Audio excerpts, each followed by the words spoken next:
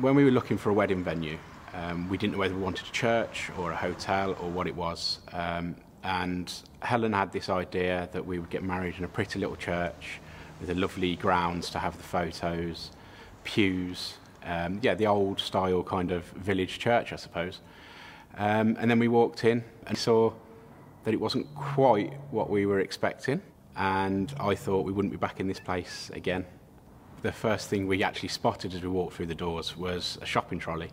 We had no idea what it was there for, but we went in, took our seat, and as the service went on, we realised that the trolley was there for food collections, and they blessed the shopping trolley.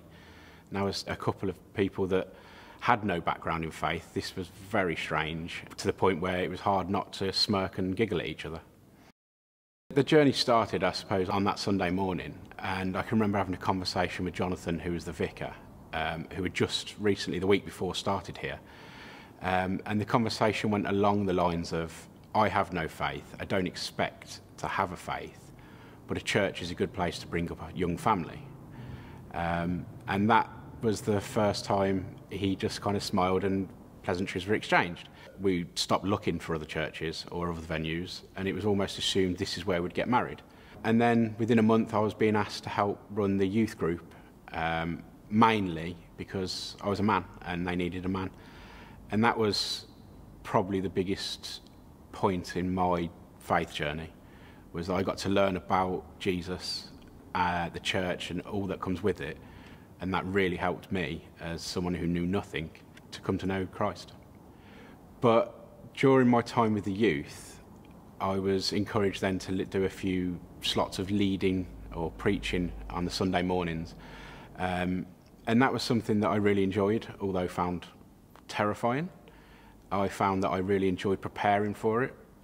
I was asked the question one day in Jonathan's study, have I ever thought about ordination training? To which I kind of laughed. I said I'd speak to Helen and see what her thoughts were. I told Helen what Jonathan had asked, and her response was, not a chance, I can't be a vicar's wife. I like dancing on the tables in pubs too much. 12 months later, Helen came to me and said, I feel that God is calling you to ordained ministry, which then scared me because Helen was my get out clause. And we started the process of speaking to the DDO. It meant I had to go to college to study, obviously, and that was a worry, the academic side. Myself and Helen went down to Trinity College for an open day and fell in love with the place. We'd agreed that we'd be doing the dispersed learning tract, which meant I would be in college for a week every 6 weeks or so.